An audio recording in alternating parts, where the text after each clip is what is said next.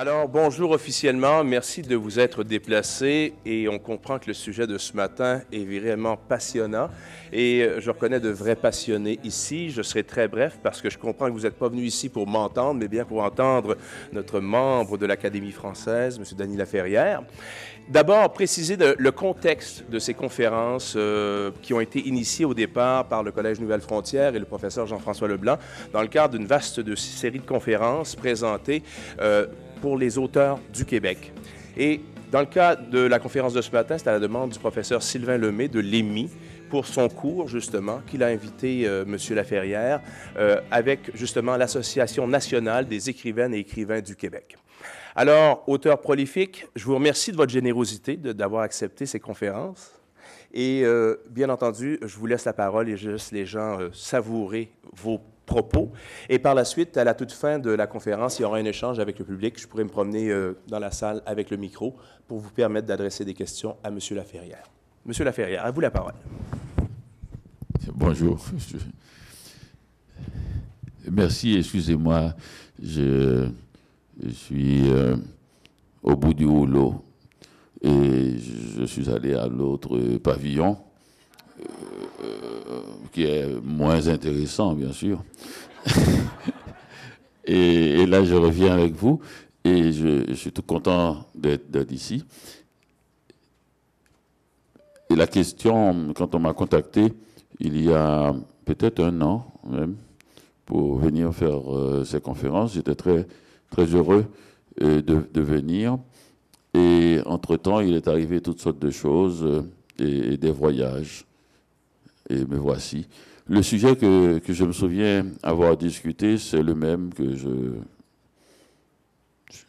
suis devenu une sorte de radoteur nomade. C'est-à-dire, je n'arrive pas à sortir de cet étroit couloir où je fais un rapport entre l'écriture et la vie. Et ce qui se passe dans le monde réel et ce qui se passe dans le monde rêvé. Et en quoi ce monde rêvé influe le monde réel. Et dans mon cas, je vais dire très simplement, j'ai la vie que j'ai toujours rêvé d'avoir. J'ai toujours rêvé de pouvoir voyager, de lire, d'écrire, et c'est ce que je fais. Il a fallu quand même tordre le bras à la réalité, puisque je suis arrivé au Québec en 1976, après avoir passé une longue saison sous la dictature de Duvalier. J'avais 23 ans, j'étais un jeune homme plein d'appétit, et je passais d'une dictature très difficile, où la jeunesse même était touchée. À ce moment-là, un de mes amis qui avait mon âge a été tué à Port-au-Prince dans des conditions scabreuses. Il a eu le crâne défoncé et j'étais peut-être sur la liste, donc j'ai dû quitter le pays rapidement pour venir à Montréal. Et je débarque à Montréal en pleine saison des Jeux Olympiques et la ville était en effervescence. Et j'ai rapidement pris le pli parce que l'être humain est ainsi, il s'adapte. La nuit m'était interdite à Port-au-Prince parce que la situation politique était vraiment mouvementée durant ces dernières années.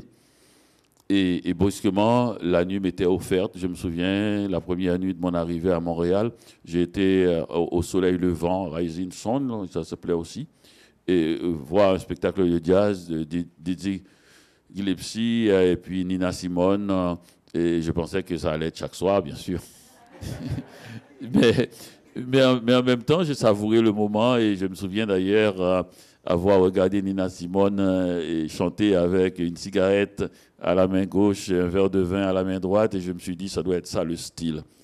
Si je pouvais écrire comme ça, mais il faut écrire avec la main quand même.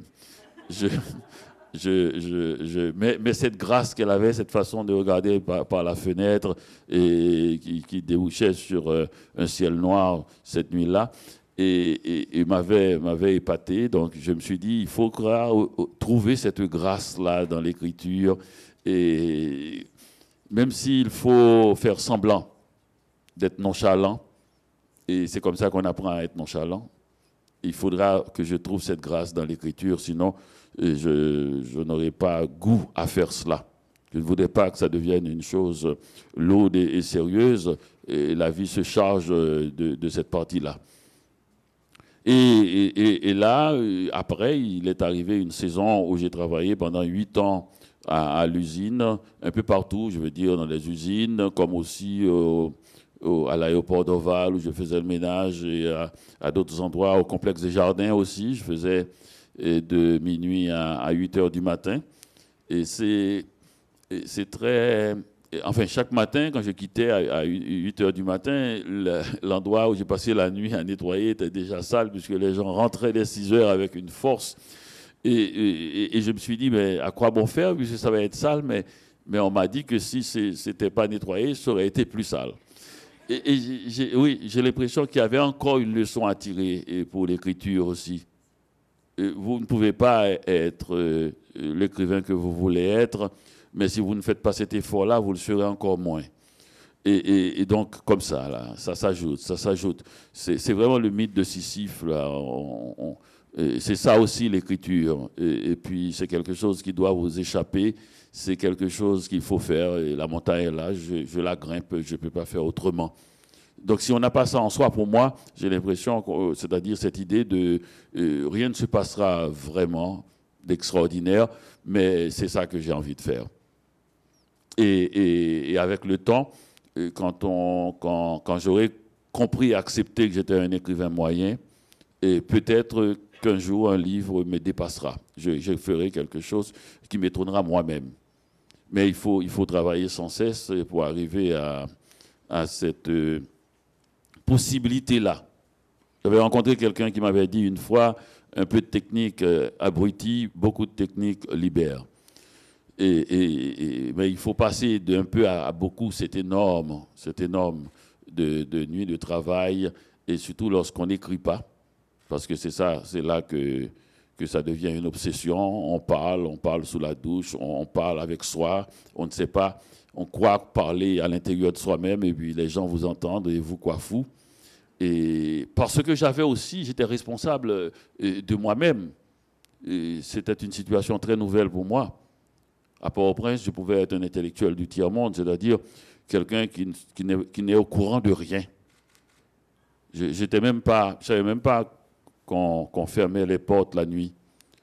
Parce que quand je me levais, elle était toujours ouverte. Ma mère était déjà réveillée et ouvrait la porte. Et quand je rentrais me coucher, et ma mère était déjà là et la porte était encore ouverte. Donc elle s'ouvrait avant moi et se fermait derrière moi. Donc je n'avais aucune conscience de la réalité. Et parce que j'étais soi-disant un jeune intellectuel du tiers-monde, c'est-à-dire je m'occupais de changer le monde. Et je n'avais aucune idée de la vie quotidienne. Et c'est ça la répartition des tâches dans ces pays-là. Et les hommes s'occupent de changer le monde, la rue, la vie, et les femmes s'occupent du quotidien. Et ma mère s'occupait du quotidien qui était d'autant plus terrifiant comme situation, parce qu'en s'occupant bien du quotidien, les femmes gardaient le pouvoir en place. C'est ce que les hommes pensent, c'est-à-dire nous on se chargeait de casser le pouvoir et de détruire le système, mais pour qu'on détruise le système, il faut qu'on soit vivant, et pour qu'on soit vivant, il faut que quelqu'un ramasse les pots cassés constamment. Il faut qu'on aille à l'école. Ma mère m'emmenait à l'école même dans les moments de grève ou de situations excessivement chaotiques politiquement. Elle m'attendait devant l'école. Parce qu'il faut qu'on aille à l'école, sinon il n'arrivera rien dans ce pays. Mais en allant à l'école, on maintient le système, c'est-à-dire tout marche. Il faut que ça marche, parce qu'il faut que je sois nourri 3 fois par jour. Pour cela, il faut que quelqu'un ait une conscience totale du quotidien, s'occupe même de cette régulation. On ne peut pas échapper à cela, manger, s'habiller, et puis une fois aller au cinéma. Et donc, il faut que quelqu'un tienne cela. Et en tenant cela, on soutient le pouvoir, puisque le pouvoir n'est pas obligé, puisque c'est ça la dictature, c'est qu'il n'est pas obligé de faire ce que le peuple peut faire.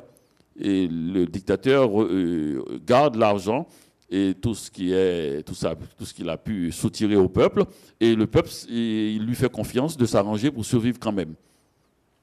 Alors, les femmes, en se démenant, en s'épuisant, et à aider leurs enfants à faire, et finalement font exactement ce que le dictateur attendait et précisément d'eux. Arrangez-vous comme vous pouvez. C'est un peu comme la situation maintenant, actuellement. C'est-à-dire l'aide étrangère, enfin tout ce qui s'en vient, ou l'aide étrangère elle-même aussi garde l'argent, le gouvernement et tout ça. Et puis si vous allez à Port-au-Prince, vous allez voir, c'est une ville excessivement dynamique. Et c'est ceux qui n'ont rien qui le soutiennent. Et soutiennent de ce fait-là le gouvernement aussi. Donc c'est ça la situation. Je faisais partie de ceux qui voulaient changer le monde, et ma mère faisait partie de celles qui voulaient conserver le monde, pour permettre à ceux qui veulent changer le monde de le changer un jour. Et grand drame. Donc j'arrivais complètement démuni, et j'ai passé les premiers mois à perdre la clé de mon appartement chaque semaine. Et c'est $5. Hein. M'a dit le concierge. Et donc, c'est les petits détails comme ça de la vie quotidienne que j'ai tout de suite compris et qui devaient faire en sorte que je devienne un écrivain. Et j'ai tout de suite compris que la clé était fondamentale. Et la clé dans ma poche. Et cette clé qui me permet d'ouvrir la porte moi-même et de la fermer, et qui me permet d'avoir une chambre, c'est Virginia Woolf qui parlait d'une chambre à soi, fondamentale. Et cette clé qui me permet de retrouver ma solitude ou mon intimité, ça dépend des jours. Il y a des jours avec et des jours sans. Et va être le fondement même de mon écriture, cette petite clé. Et il y a des soirs où j'avais tellement envie de rentrer chez moi pour pouvoir m'asseoir et laisser la lumière du jour tomber et rester dans la pénombre sans allumer. Et penser à rien, presque. Il y a des soirs comme ça, et puis d'autres soirs où j'arrivais avec une énergie folle et ce goût d'écrire qui faisait que j'écrivais jusqu'à 3 heures du matin, jusqu'à ce que, disons, que mon voisin frappe à la porte et me demande d'arrêter ce vacarme. J'avais une vieille machine à écrire, une Remington 22. On dirait un nom de fusil. Et c'était cela, c'était l'époque de Reagan, je voulais tirer sur lui. Alors c'était cela, il y avait cette Remington 22 que j'avais acheté au coin de la rue à $50. Et c'était parce qu'il y avait quelqu'un, un ami qui m'aidait à taper mes textes, et elle le faisait avec beaucoup de grâce, beaucoup de bienveillance, mais des fois, c'était pas ça qu'elle voulait faire, et moi j'attendais ces textes écrits, tapés à la machine pour pouvoir continuer. Et un jour, j'ai compris que si on n'était pas indépendant total, on n'arrivera à rien. Si on n'est pas totalement indépendant, et c'est là que je me suis dit, pourquoi je dois savoir taper à la machine pour taper à la machine? Et si je tapais lettre par lettre avec un seul doigt, et c'est ce que je fais depuis. Après, je ne sais pas moi, 27 ans, près de 30 ans, je n'ai même pas ajouté un second doigt. Parce que l'écriture, être écrivain n'est pas savoir taper à la machine. On apprend à taper à la machine pour faire plus vite. Moi, je ne voulais pas faire plus vite, je ne pouvais pas faire plus vite. Chaque phrase me coûtait. Et donc, je n'avais pas besoin d'une technique pour aller vite. J'avais besoin tout simplement de voir les textes tapés. Et comme je m'arrêtais après chaque phrase, donc je ne sentais pas le besoin d'aller plus loin. Donc, cette machine à écrire était fondamentale pour moi aussi. C'est un objet, c'est réel, c'est concret. Je sortais du monde abstrait où je vivais en Haïti, où j'étais loin de toute chose, puisque les choses étaient dans ce monde féminin et j'étais dans le monde des idées. Alors cette machine à écrire qui brusquement symbolisait la littérature américaine, celle que je rêvais de faire, parce elle était faite de dialogues et de descriptions concrètes et de décors, la littérature de Hemingway, de Bukowski, de Miller, cette littérature très, très extrêmement vivante qui tient compte du réel, des choses qui entourent les gens. Et j'avais compris qu'il me fallait une machine à écrire pour entrer dans le monde contemporain, le monde des machines. Et parce que la littérature que j'écrivais à la main me semblait trop littéraire. Et la main était le prolongement d'une espèce de réflexion, de conception de la littérature. Elle était artisanale, elle faisait trop bien. Et dès que j'écrivais à la main, je faisais des phrases trop filées, trop littéraires. Et la main gardait la mémoire de ce que j'avais lu. La machine à écrire, en mettant une distance avec tout cela, m'obligeait à créer un monde nouveau. Et je voyais ce que je faisais. Avec la main, et l'écriture était sous ma main. Avec la machine, j'avais devant moi. Et puis le bruit qui me gardait réveillé. Et je me suis dit, cette machine à écrire va me changer et va changer mon écriture. Je vais écrire moins bien. Et suivant la grande leçon de Gide, écrire bien, ce n'est pas bien écrire. Donc je voulais écrire moins bien. Et pour pouvoir entendre ma voix.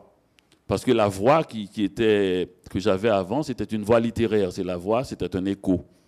Alors, en écrivant, en gauchissant un peu mon style, je ne vais pas rester là, mais au moins, c'est comme si je refaisais un chemin par moi-même et pour essayer d'entendre dans les interstices ma propre voix.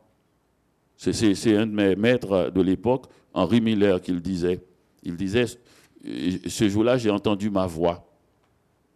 Et je n'ai plus jamais perdu ce contact, ce son, cette musique. Et une fois, je l'ai entendu vraiment. Je l'ai entendu vraiment en écrivant mon premier livre, Comment faire l'amour avec un ex sans se fatiguer. Et je ne sais pas, et ça reste la vieille technique. J'ai écrit un livre, Journal d'un écrivain en pyjama, où j'ai raconté cette technique. C'est la technique que je donne aux jeunes écrivains. Et faites votre livre et après enlevez les 2 premiers chapitres, vous allez voir. Parce que quand on commence à écrire, on croit qu'il faut commencer par le commencement. Et personne n'a envie de vous entendre par le commencement. Vous faites peur aux gens. Ben oui, ils disent, bon Dieu, on va entendre toute sa vie. Mais les gens ont envie d'entendre leur vie, pas la vôtre. Et ils entendent votre vie quand elle touche la leur, ou quand elle fascine la leur. Mais pas en forme de plainte, pas en forme de cette histoire-là commençait. Il n'y a que les très très grands poètes qu'on n'a plus qui peuvent écrire. Il était une fois. Donc voilà, donc je l'ai commencé, j'ai enlevé les 2 chapitres et ça a donné Pas croyable. Ça fait la 5e fois que Booba met ce disque de Charlie Parker. Donc un lecteur qui commence à lire, qui voit ça fait la 5e fois, il se dit, il a échappé à 4 fois. C'est bien, il commence directement. Il commence directement dans l'histoire. Il se dit, l'histoire a commencé avant moi, comme ça arrive partout. Quand quelqu'un s'approche de vous, vous ne recommencez pas ce que vous avez raconté. Vous continuez. Les gens qui rentrent là, je ne recommence pas. Eh bien, c'est comme ça dans la vie. Donc, on ne s'arrête pas, on ne recommence pas pour les gens. Donc, quand le lecteur lit ça, il se dit, bon, alors là, il a compris le mouvement de la vie. C'est ça, je voulais être un écrivain du mouvement, de la vitesse, de l'américanité, du mouvement. Il n'y a pas qu'une seule manière de faire, mais c'était celle que je voulais. Et je voulais sortir d'un monde, être en rupture de la littérature qui m'avait faite, qui m'avait construite. Cette littérature du 19e siècle français, que je trouve extraordinaire, mais je ne voulais pas ça comme écrivain. On est ainsi, hein. On lit tel livre et on voudrait écrire tel autre livre. Heureusement. Sinon, ce serait carrément du démarquage. Ce serait, si on voudrait écrire les livres qu'on a lus, il n'y aurait aucun intérêt, puisque c'est toujours mieux de lire. Il n'y aurait aucun intérêt de faire ce qui a été fait, qui est si bien fait. Donc, si ce n'est pas pour ajouter sa voix, donc je voulais écrire quelque chose de très différent de ce que j'aimais comme littérature. Et j'avais compris, je ne sais pas pourquoi, il n'y a aucune raison d'avoir compris cela, j'avais compris que c'était lié au temps, qu'il fallait que je continue, malgré tout, contre tout, que je fasse livre après livre, avec l'idée simple de... Je me souviens, après mon premier livre, quelqu'un m'avait dit, et je pense que vous allez faire un autre livre différent de cela, vous allez passer à autre chose, comme on dit. Oui, j'ai passé à autre chose, mais c'est toujours la même chose. Et j'avais compris qu'il fallait, au risque même de saouler les gens, de continuer dans la même veine, de ne pas m'éparpiller, de faire exactement ce que j'ai en tête jusqu'à épuisement, et quand il y aura épuisement, de m'arrêter. D'ailleurs, je m'étais arrêté, j'avais écrit un livre qui s'appelle « Je suis fatigué », où je disais précisément que beaucoup d'écrivains cherchent à écrire, moi je cherche à ne pas écrire. J'avais compris qu'il fallait garder le désir. Si jamais quelqu'un voudrait écrire, il y a des écrivains aussi dans la salle, mais si jamais quelqu'un voudrait écrire, je crois que c'est fondamental le désir. Et il n'y a aucune raison d'écrire. Il n'y a aucune raison. Aucun être humain ne peut lire le 10 millionième des livres écrits depuis l'origine. Donc ça veut dire aucune raison d'écrire. Il y a tellement, on ne peut même pas lire si on choisit les plus grands classiques du monde. Tacite disait qu'un être humain normal ne peut pas lire 100 livres. Ben, à l'époque, bon, enfin, il faut voir que c'est Tacite qui lit. Ça m'a toujours intrigué en parlant de lecture. Je me suis toujours demandé que lit Tacite quand il lit, par exemple, Homère. Ah, parce qu'il y a lecture et lecture. Que lit Tacite? Qu'est-ce qu'il voit? Qu'est-ce qu'il voit? Je me souviens, Charles Dutoit avait dit devant moi qu'un grand chef d'orchestre qui connaît son orchestre comme sur le bout des doigts et qui connaît sa pièce sur le bout des doigts n'entend que 60% de la musique.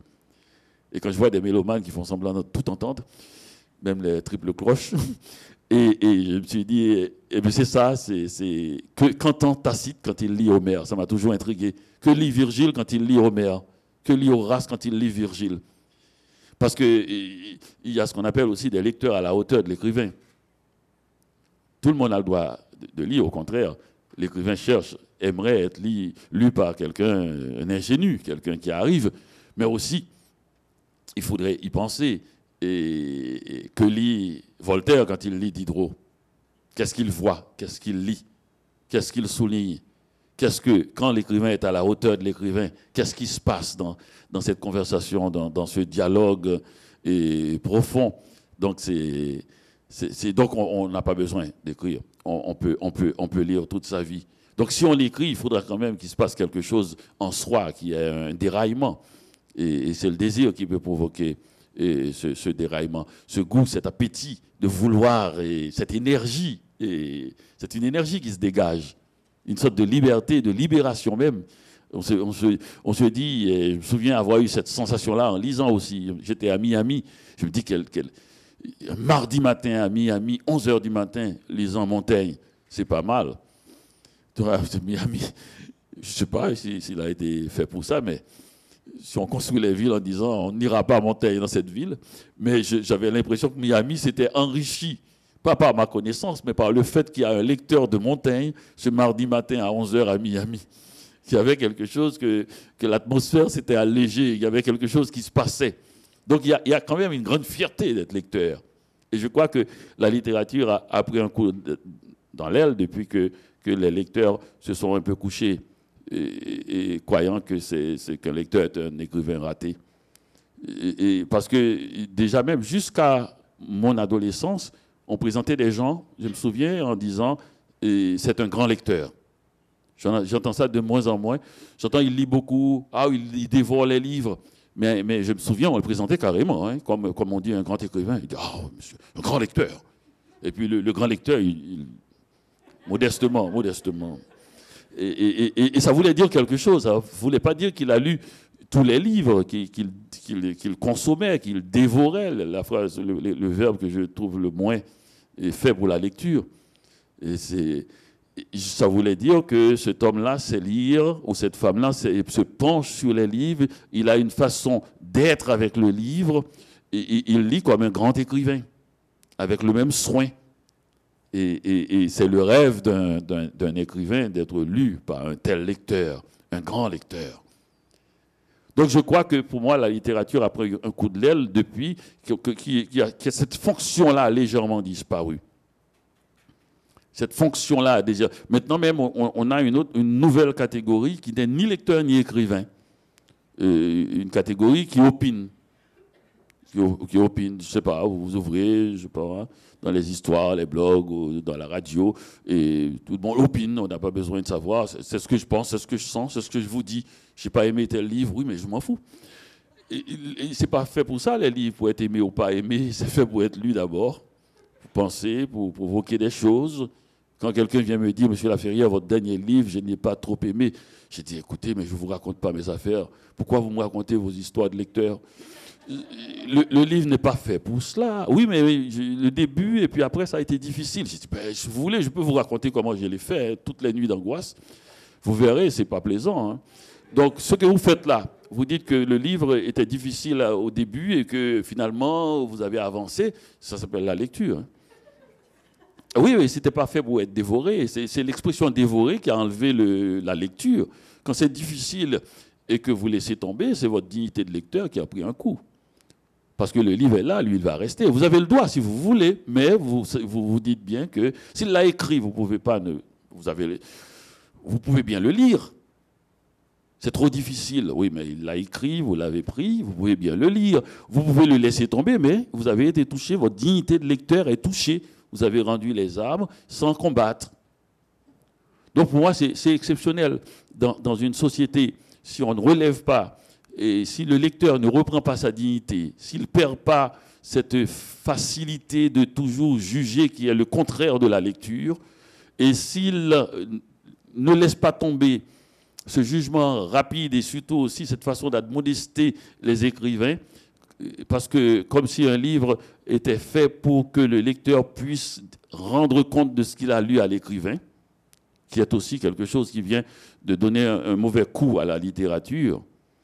C'est pas fait pour ça, un livre. Un livre, c'est fait pour provoquer des conversations, des émotions avec votre voisin.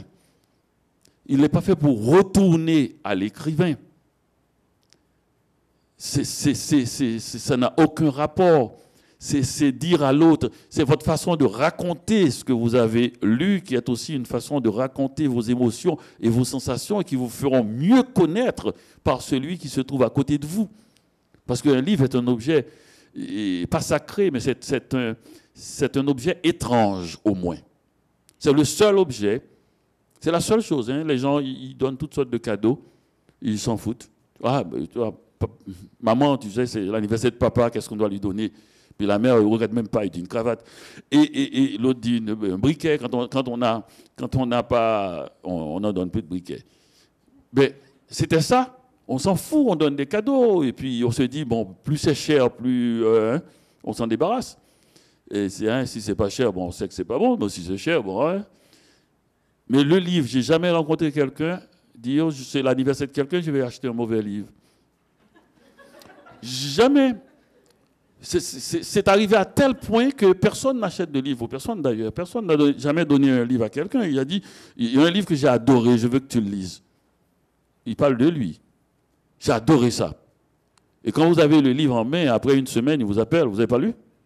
Oh, mais tu sais, ces temps-ci, il y a au bureau, il y a une nouvelle que je dois faire. Et puis, semaine prochaine, vous n'avez pas encore lu? Donc, ce n'est pas pour vous, hein, le livre, c'était pour la personne. Vous voulez savoir si vous l'aimez encore. Si vous n'aimez pas, c'est grave. Je vous ai donné le livre que j'aime le plus au monde. Vous m'avez dit, oui, tu vois, tu sais, oui, mais j'ai arrêté un petit peu au milieu parce que, tu sais, les enfants, ils ne vous reparlent plus et ne vous donnent plus jamais de livre. Parce que ce n'est pas un livre qu'elle vous donnait, c'était elle-même qu'elle vous donnait. C'est le seul cadeau qu'on fait à l'autre pour soi. C'est pour soi. Donc, ça veut dire que c'est un objet excessivement étrange. Et quand je milite pour la lecture, je ne sais pas si vous avez remarqué, j'étais censé parler d'écriture, je milite pour la lecture parce que je crois que c'est là que se trouve la littérature. Il est impossible qu'une littérature se développe sans grand lecteur. Une littérature peut se développer avec des écrivains moyens, mais jamais sans grand lecteur. Parce que c'est la capacité de la lecture, c'est les lettres. Vous savez, nous autres, les écrivains, on ne dit pas aux gens comment leurs lettres sont magnifiques et sont plus intéressantes que les livres, que nos livres qu'ils lisent. Et c'est tout à fait vrai. J'ai reçu des lettres de lecteurs qui sont de loin supérieures à mes livres. La seule différence, c'est que quand même, écrire un livre demande plus que d'écrire une lettre. Mais si la personne pouvait avoir cette passion, cette émotion, cette qualité de sensation, Et pour faire plus long, ce serait un livre magnifique. Sauf que ça prend autre chose pour écrire. Ça prend pas seulement ce talent spontané, ça prend aussi un talent, disons, concerté. Il faut se lever. Et quand ça ne marche pas, et trouver la même spontanéité, la même, un peu comme au cinéma, là, quand on reprend 17 fois la même scène, et puis l'actrice, hop, hop, et puis c'est la même gaieté, on se demande comment. C'est là que ça devient écrivain ou comédien, ou comédienne. C'est ça. C'est-à-dire, comment faire surgir la spontanéité un matin de déprime. Comment faire surgir le désir quand tout est gris. C'est là la différence. C'est là que la lettre ne suffit pas, malgré son talent. C'est là que des gens sont faits pour avoir du talent sur le talent des autres. Je ne parle pas du tout c'est-à-dire, il faut qu'il y ait cette base pour que ce talent-là se développe. Donc, on aimerait, nous, les écrivains, que les gens qui lisent puissent retrouver leur dignité et leur talent et leur courage. Et non se mettre à dire « j'aime, j'aime pas ». C'est pas fait pour ça. C'est pas fait pour un jugement, la littérature. On ne peut pas dire aux écrivains de cesser d'être moralisateurs et de devenir sentencieux soi-même sans même avoir connu les nuits d'angoisse. On mérite mieux comme lecteur, on mérite plus de choses. C'est-à-dire, et j'avais dit à quelqu'un dans un blog, il me l'a retourné, c'était très bien d'ailleurs. J'ai dit, au lieu de raconter tes histoires, j'ai lu tel livre, il me reste tel livre à lire, je m'appile. Enfin, au lieu d'en faire un truc commercial, pourquoi dans vos lectures, d'abord, pourquoi vous voulez être actuel? Pourquoi vous voulez parler du livre qui vient de sortir avec énervement comme ça? Il y a assez de journaux pour ça et radio. Si vous faites un truc personnel, un blog, pourquoi, par exemple, ne pas regarder un peu dans tous les livres que vous écrivez, comment les écrivains décrivent la pluie, par exemple? Vous faites un sujet de pluie, vous n'avez même pas besoin d'avoir vos opinions. Vous mettez des passages pour voir comment une série, une dizaine, une quinzaine d'écrivains de siècles différents, d'époques différentes, décrivent la pluie. Ou bien encore, un portrait de jeune fille. Je me souviens quand je voyais le portrait de Natacha Rostov dans Guerre et Paix, et je me souviens d'être en train de lire un livre lourd, dans le bon sens, pesant quand même, extraordinairement lourd, une forteresse. C'est le grand Tolstoï qui regarde une vache comme un prince de la même manière, et c'est sa force.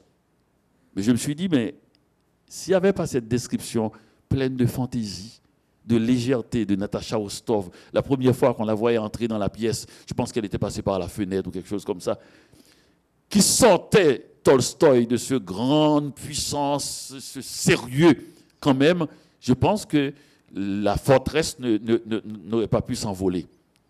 Natacha Rostov a donné des ailes à cette forteresse-là. C'est le carburant qui lui a permis de traverser les siècles. Et c'est fondamental. Et moi, j'aurais bien aimé voir comment, à travers les siècles, on a décrit les jeunes filles qui étaient une sorte de manière, on a fait beaucoup au théâtre, des ingénues, comment on a décrit comment la jeune fille est passée de Antigone, et en passant par Natacha Rostov, et d'autres personnages, ou Bérénice, et chez Ducharme, comment on a décrit et les jeunes filles, juste un paragraphe, 3 lignes de description. Si quelqu'un pouvait aller fouiller dans sa bibliothèque et regarder, et prendre un sujet comme il veut, ou les petits garçons, ou le ciel, et nous mettre dans des petits paragraphes comme ça avec des thèmes, je pense que ça dirait plus que des phrases sentencieuses sur la littérature. Même si elle peut toujours, la personne peut toujours donner son commentaire personnel. Je ne suis pas en train de faire taire et de dire qu'il n'y a que l'art qui peut parler de l'art. Mais je veux dire, j'aimerais bien qu'il y ait des lecteurs qui travaillent. Et sinon, on va devenir moins bien. Vous savez, souvent des lecteurs disent que tel écrivain, tel livre, c'est un peu, disons, ça n'a pas tenu la route. Ça fait dater. Mais il y a des lecteurs qui font dater aussi, qui ont été extraordinaires entre 17 et 25 ans, qui n'ont pas eu peur d'Ulysse de Joyce. J'ai eu peur. Hein. et qui, brusquement, ça descend, ça descend, ça descend. Finalement, ils ne lisent que les livres qui leur plaisent, dans le sens qu'ils ont accumulé un certain nombre de goûts, de manières d'être, de confort, ce qui fait le confort. Et puis bien, personne ne vous empêche, hein, personne n'empêche à personne de lire ce qu'il veut, mais seulement comme individu lecteur, et je ne crois pas que la lecture soit quelque chose de si innocent que ça. Je crois qu'on est ce qu'on lit si on est lecteur. Eh bien, brusquement, on est devenu un lecteur pantouflard. Et puis voilà. Je m'excuse d'avoir fait une si longue digression. Je vous demande si vous avez des questions qui pourront me ramener à autre chose que mon obsession du moment, qui est la disparition du grand lecteur, qui pourrait entraîner avec elle une partie de la qualité de l'écriture même. Celui qui lit a une place importante dans l'écriture, parce que je crois que le lecteur est plus subversif que l'écrivain. Un écrivain ne peut écrire que ce qu'il ressent. Un lecteur peut choisir une variété. Bien sûr, un écrivain est aussi lecteur. Une variété de sentiments et de sensations et des choses qu'il ne ressent pas. Il peut se mettre en diapason avec ça, en contestation. Un lecteur peut lire quelque chose qui ne devrait pas l'intéresser. Un écrivain est incapable d'écrire quelque chose qui ne l'intéresse pas. En ce sens, le lecteur, il est plus, pas généreux, mais il a un regard plus vaste et il permet à la littérature de ne pas s'enfoncer dans des tunnels. Et quand on voit que le regard de lecteur se met à devenir plus étroit, cherche le confort, ne pense qu'à dévorer les livres qu'il lit. J'ai écrit un livre pour empêcher le lecteur, dans ma vanité, hein, de le dévorer. C'était l'énigme du retour. Je me souviens, j'ai dit, il fallait, si on met des petits segments, ils vont être obligés de, même si on les avale, mais à un moment donné, ils doivent retourner. Ah, celui-là, j'aimais bien, je vais voir qu'est-ce qu'il... J'ai l'impression qu'il avait dit quelque chose que je n'ai pas capté, tous les sens. Il revient, il fait des petits allers-retours, et simplement pour l'empêcher d'aller dans un récit linéaire où il est dans le bonheur total. Lecteur, lectrice, je veux votre malheur. Merci, M. Laferrière. Vous savez, comme lecteur, souvent, lorsqu'on plonge dans un bon roman, on oublie le temps.